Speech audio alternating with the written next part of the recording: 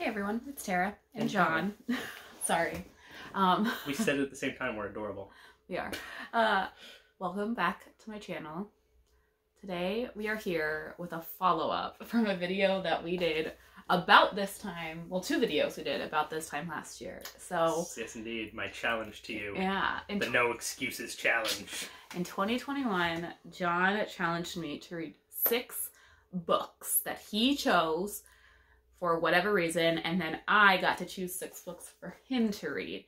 And I mean, there were some, I don't want to say like rules, but they had to be books that we legitimately thought. The theme was that there's no excuses, right? So there's no excuses that you shouldn't read these. Yeah. So that sort of sets up the idea that it has to be something that the other person would at least enjoy a little bit, even if it's outside their normal reading. Like, I wasn't going to give John, like, a bunch of romance and cozy mysteries. I mean, if I find a cozy that I legitimately think you might read, I would maybe assign it, like, to you. Assign it to me. Assign it, like I'm a teacher assigning summer reading. Yes. But What? Timesies. Cocoa break. I told him he couldn't use that mug because it says coffee all over it. That was a bunch. That was a bunch of How I Met Your Mother references. I threw another one in. So we're gonna do like a little follow up on like what we thought of those, and either in this video or in a follow up video, we have books for each other for 2022. We're doing it again. And yeah, so we are. That should tell you how it went. We both enjoyed it enough, apparently. There's also a slight chance that one of us will have to leave because little man is currently napping. Yes. So if he wakes up. And his room is right next door. So, all right. Well, John, do you want me to start with the books I read, or do you want to start with the books you read? Let's go 1 and 1. Okay. Back and forth. I mean, no particular pull, order, I suppose. This will be the first one to talk about, I suppose. Okay. So, first up, John. So, the first one I had to read was Mistborn. Mm-hmm. And this was no excuse for a lot of reasons. One, because we were actively listening to it at the time, I believe, together. And then 2, because I think Brandon Sanderson is tied currently for my most read author. I think we just determined that. Yeah. Him and Joe Abercrombie are either tied or Brandon Sanderson's winning. Those are the only 2 options. But I liked it. I enjoyed it. We have since read the second one, and we still need to read the... Ascension. You have to read, what's the third one? The Hero of Ages. The Hero of Ages. Not the This is the Final Empire? Yes. Okay. So, of the 6 books that I read, yes, I read all 6 of them. Spoilers. We both read all 6 of them. Spoilers. Of the 6 I read, this was probably... I only categorized them in 2 ways. There was the top 2, and then there was the bottom 4. This was in the bottom 4. But still, I enjoyed it. And another good entry in the Cosmere. Well, now I don't feel like I should start with this one. Okay, fine. Yeah. Okay. Start with this one then instead. Okay. So... Okay, we'll save that. Should I save it for last? Yeah. I'll save your favorite for last. Okay. Yeah. Spoilers, that one was your favorite. I don't know if you saw that one. So, we have The Bone Houses by Emily Lloyd Jones. This is actually, I finished this on New Year's Eve. Someone came down to the wire. Someone was done with like months to spare. I enjoyed it. I listened to this on audio, obviously, and I mean it was good. It was very easy to listen to. It wasn't like a super complex like magic system, anything like that. No. It's a standalone, so it was like you didn't have to like worry about remembering a bunch of stuff for future books. So, I think I gave this 4 stars on Goodreads. It was good. Obviously, you guys are seeing this before my December like wrap up, but I'll give you more thoughts in that. So when I read it, I liked it, like thinking, oh, this is actually like would be a really interesting plot for a D&D adventure. There you go. That was my thoughts when I read it, and I also thoroughly enjoyed it. So hence why I gave it to her. All right, next up. John's books are stacked up behind me. Okay. Okay. So the next thing I read was The Cuban Affair by Nelson Demille. I believe I listened to this on audio. I think I listened to most of them on audio, actually. I don't know if I physically read any of them. I can't call. I don't think so. I'm pretty sure I had literally all of them on audio. So anyway, this was a good read. Very interesting. The whole like different from your norm. Oh yeah, absolutely different from my normal. I mean, everything I read for the most part is fantasy. This is the second Nelson DeMille book I've read because I read Plum Island. I liked Plum Island better than this, but this was still good, interesting. There was only one thing about it that I was like, it sort of leads you down this one path of thinking, oh, this is what they're going to do, but then they don't do that at all. Yeah. So I think I know what you're talking about. Yeah, but good plot, very interesting, and I enjoyed it. The reason I gave this was also a bottom 4. Yeah, bottom 4. And I gave that to him because the main character is like around our age, which I thought was interesting. I didn't take him as around our age. Maybe I'm pretty it says sure in it there. said. It might, but Okay. that's a detail I probably forgot. And the first book that I read in this challenge was A Darker Shade of Magic by V.E. Schwab, which I buddy read with Amanda. And we then see this is why I got behind. I'm totally blaming it on this and nothing else. She enjoyed the book so much that she dove into the rest of the series. Amanda and I buddy read the entire trilogy. I can't really complain about that. That's the hope, that she read these and then she's like, I want to finish these series. So Amanda and I ended up reading this. I don't know if this one or the second one of the 3 is my favorite. The third one in the series was my least favorite, but I really enjoyed like the characters, the concepts of the 3 Londons, like the traveler, what's her name? Lila? Yes. I think she was Lila because it's short for Delilah. Yeah. I thought she was a fun character. Yeah. So I mean, there was just a lot of really fun characters in here. Yeah, the second book's definitely cool because like the whole tournament thing. Yeah, it's like I think I said in like vlogs and stuff, it kind of like gave you like Triwizard Tournament vibes. I was gonna say you get like the Hogwarts type vibe. Even though it's not at a school. That's not in that. That's in book 2. So if you're interested, but read this. Yeah, this one's very good. I feel like there is a lot of setup at the beginning of this one. I mean, that's the way. But you have to with series. But once you like dive in, it was really good. Yeah. All right. Next up. Next. Okay. All right. My next one was Ninth House by Leigh Bardug. Which I believe they're supposed to be sequels to. Yeah. I believe that is the case, but. I, once again, enjoyed it. It's interesting, being from Connecticut, growing up here my whole life, Yale's there. Like it's set literally at Yale, which is, 30 to 40 minutes from where we are right now. If that, maybe less. And then they reference, like, going up to Farmington for something, which is kind of cool, which, anyway. That's one of the things that I liked about it. So you get the personal connection. Here. There's definitely some strange things in here. But I mean, it has to do with like ghosts and whatever. So one might think that those would be strange things. But again, this one was good. It was definitely still in that bottom 4 category. But we haven't hit the top 2 yet. That doesn't mean I didn't like them. Yeah. They're not on the bottom of like all the books you've ever read ever. Yeah, but they're just of the 6. They're in the bottom 4, and I can't really place them. 3. See, I just have like one favorite, and the rest are kind of like tied for second. Oh wow. Well, no, this one's probably my least favorite of them. Okay, so I read The Demon King by Cinda Williams-Chima. The only reason I say it's probably my least favorite is I listened to it like I know I had to start this one over, and it's not that I didn't enjoy it, but like it was harder for me to get into, I guess. Like I got into it, and I think I still ended up giving it like 4 stars. But if I were to continue on in this series, I would definitely need to reread or like re-listen to. Like this is a YA fantasy, right? Yes. Like I don't even remember everything that happens in this. Like reading this, I'm like, what? There's like a princess. Raisa? Yeah. Yep. One of the other main characters in the book. Yeah, you definitely would need to reread it because you don't even remember the main character. One of them. So this is my least favorite of the 6. All right. Okay. Oh, do you want me to save your 2 favorites for the end? Nah, it doesn't matter to me. Okay, I've done 3 bottoms, so we may as well just keep going with whatever's next. All right. Next up, The Innocent Man by John Grisham. I listened to this on audio in one day.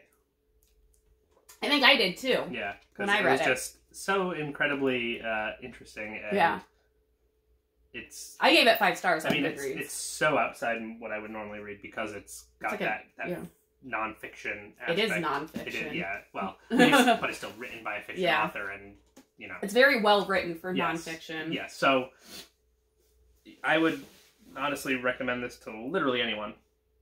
And there's a Netflix documentary docuseries if you want follow up. I don't know if you knew that, but I watched it. I think I knew that, but I don't. I mean, I don't really necessarily have interest in watching that. This was fine for me. This is also his dad. His dad loved this. This is what we call Action Jackson approved. Right. Yeah. But yeah, I'd recommend this book to literally anyone, regardless of what your normal taste is, because it was very well outside my normal taste and entirely captivating. Yeah. And the audiobook. Yeah, the audiobook is done very well. Mm-hmm. All right, so then I read The Lives of Locke Lamora. John so very kindly listened to it with me when we drove to Tennessee. It was awesome. It was like, that took like our entire drive there and almost back. Yeah, so close to 2 times speed. Yeah. I mean, it's like a 28-hour audiobook. Yeah, so we didn't have to do it the whole time because there were times when I was like, I need like a break to like. Yeah. But very, very good. I loved the like it has like the setting is like Venice-y feel. Yep. There's a part that like almost made me cry, like teared up a little bit. Oh, it was so sad. It got me right in the feels. Like there's a few different like plots, and I guess I don't even think this is a complaint, but again, when I most likely continue the series, I'd want to either re-listen or read it physically, because there's kind of like 2 different timelines. That's how it is in the other 2 books. So it's always dual storyline. And the only problem with like reading it, like listening to the audio versus reading it, is you had to be paying close attention to like figure out. I mean, like it was fairly obvious if you were paying attention, like what timeline they were in, but sometimes it would throw me off. That'd be my only like complaint, but that's like an audio complaint, that because I like flipped through, like it's pretty obvious when you're reading it physically, like where it always switches sections when it goes back and forth. So yeah, very good, very easy. I mean, it was easy to listen to. They dropped the F-bomb a lot. It's which doesn't bother me. Doesn't bother me at all, but like if you're offended by that particular word, maybe don't read that. Or other typically bad words. There's some C words in there. Oh yeah, I forgot about that. So there's a lot of language in that book. All right. So I read The Last Time I Lied by Riley Sager. I let him choose any Riley Sager. This was the first one that became available on Libby, but it turned out to be really, really good. It was very good plot. Which is funny because thrilling. It's a thrill. I had like spoiled the ending for him like 3 years ago because I was like, like we were on our well, we were on our honeymoon. I read this in like one day on our honeymoon, and I was like telling you about it. I'm like, you're never going to read this. Like, I can spoil it for you. I think I also listened to this in one day. Yeah. Because it was only like a 13-hour audiobook, and I can pretty much listen to an audiobook all day at work, and I can listen at pretty high speed, so it was like 6 hours or something. But yeah, I wouldn't necessarily say that I'm interested in like thrillers in general. Even like I tend to lump that together with like horror type movies. Yeah. Like thriller movies, horror movies. Guys, I might need to rethink the books I have for this year. But then reading this reminded me that thrillers, are different than horror. Are horror. Yeah. Different than horror. It's not just like, it's not all, jump scares and gore and blood. It's more like something like there's plenty of movies that I like I would say Inception's probably a thriller. Yeah.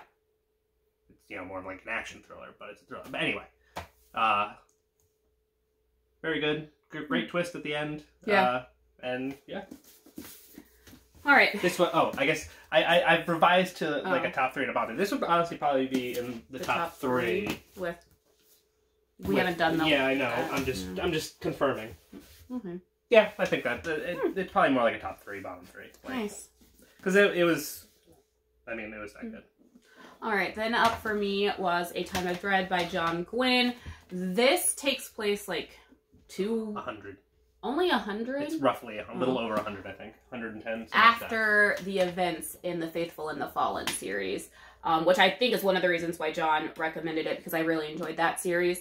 And it was really good. I like that they reference, like, I don't think you have to read the first series. Technically, you could do them in either order. You could do this series first, but there are spoilers. It effectively spoils the outcome. Yeah. But it was nice, like, hearing, and there are a couple characters that are actually in this one. Yep. So that was Mostly fun like times. The giants, the long-lived. It was a good time. I enjoyed it. This is another one that when I inevitably finish it, I would want to reread or re-listen to, because I'm really bad at remembering stuff, especially with fantasy. So, see, in a total opposite, I don't necessarily remember everything, but I don't want to reread it. I just dive into the second one and remind myself as I go. If I have to go look something up, I'll just look something up. Do these ones have like the synopsis at the front? Wait, that's not the Faithful and the Fallen that does that, does it? I know it was. It's like Tanius. Like Tanius had that, yes. So. But they have it has a breakdown to the characters and stuff. Okay. And it does it beforehand instead of like the other ones where it was at the end, where it would could spoil certain things if you looked. Yeah. All right. So, enjoyable. That was probably, if I had to do like an order, that was probably like my second favorite. All right. Last up. Okay. So the last one I had was The Martian. This was, I've seen the movie. You dragged me to that. However long ago when it came out. And I enjoyed the movie, mostly because I thoroughly enjoyed the Lord of the Rings reference made by Sean or questioned by Sean Bean's character. That was like the whole thing that was like, I like that. And that's the part that stuck with me. So when it comes to the book, the part that I'm not going to say most like. A thing I really like about the audiobook, which is what I listened to, was that, because it just all randomly, Audible was like, oh, The Martian is free right now. And I was like, score. So I did that, and Will Wheaton does the audiobook, which is fantastic. Yeah. He does it great justice. I know, I need to listen to it. Because he has, his voice and his style, he's good at delivering the comedy that is in this book, which is quite a lot considering it's a lone man abandoned in space. Well, yeah, thought left for dead in space, but surviving, which is a very unhumorous thing. Yeah. But he makes it funny too. Yes. The character himself, if you haven't read it, I feel like a lot of people. Yeah, almost like a nihilistic. Approach to the fact that I'm just going to die any day, so may as well see how long I can go. But yeah, very good book, very good audiobook. Highly recommend it. So also top 3. So my favorite read of all of them, which I don't know, did you think this would be my favorite? I knew you would like it. Okay. I guess if I had to choose, I would have probably thought either A Time of Dread or maybe Lies of Locke Lamora. Okay. Was The Library of the Unwritten by A.J. Hackwith. I loved this book. Like, this is like 4.5 or 5 stars. Like, I feel like I read it pretty quickly, especially for it being a fantasy. Yeah. I mean, it's not super fancy. I mean, there's like no. Yeah. It's maybe like 30 to 40% magical realism. Yeah, that's true. Because it's taking place in places that we've already constructed in our head: heaven, hell. Our world. Seattle. Seattle. That's the 30%. But then the rest is heaven and hell, which is we have our own physical constructions of those in our mind, being raised, in religious households or just in the world in general. They're common concepts. They're not, the most out there places are Valhalla, which is just a different form of heaven. And like the other death realms. Yeah. That's true. But very, very easy to read. Like, the characters are very easy to follow. Like there's not like a magic, like magic system outside of, you know, angels and demons and things like that, which isn't really, I don't know if you'd classify that as a magic. Not a magic system. It's not people doing magic. Yeah. There's certain... they have certain abilities that... Yeah. But very, very good. If John hasn't already put the next books on 2022, I will probably just continue the series. They're already in her bullet journal. They are in my bullet journal. She's already gonna read them. Yeah. But hey, the no excuses challenge means no excuses. So, very, very good. I very much enjoyed this. All right. Well, I think... So, you asked me this question. Yeah. Which one did you think? Which of these books did you think I would like the most? Which did you think was going to be my favorite? Either Mistborn or The Martian. Okay. So, I didn't have high hopes for The Last Time I Lied, because I thought that was too... Well, or any Riley Sager book? Yeah. But that one specifically? No. Because there was, 3 Riley Sager books out when that challenge was going on? No, there was... How many are there now? I think it was only... I think there were only 3 on Libby that I had a choice from. 1, 2, 3... That... No, there was 4. Okay. I think it was that, Home Before Dark. No, I knew you wouldn't like Home Before Dark because that's too ghosty. Okay. Was the other one, we need to talk about? No, Final Girls. Final Girls was the other one that I thought, between that one and this one, I thought I didn't think you'd like his other 2 at the time. Gotcha. But I didn't think, I thought it would be either Mistborn or The Martian, so. So, you 50%. Yeah. So. All right. That is that. I think we're going to just do a, part 2 because this is already 21 and a half minutes long. Yeah. Probably. Where we share the books for this coming year. I guess so, I have one last question, because you have series whereas I don't really. Which okay, so obviously you've already completed the V.E. Schwab series. You said that you're definitely going to complete that series. Yeah. The Blood and Bone series, would that be something you would, if I didn't say, hey, read this, would you read it on your own? Probably, at some point. And Liza Locke-Lamora, too. So the only one that's kind of, It would just be the Demon King? Yeah, but then it's those are always available on Libby. I see them on Libby all the time. So it would be very easy for me to reread them if I really wanted to. You were at a loss for something to read? Yeah. Or at least audio? So. Okay. But yeah, I mean, pretty much all of the series were... Well, good job. There was no challenge for who could do it first. It was just doing it, and we both did it. And I did it. Yep, we both did it. So.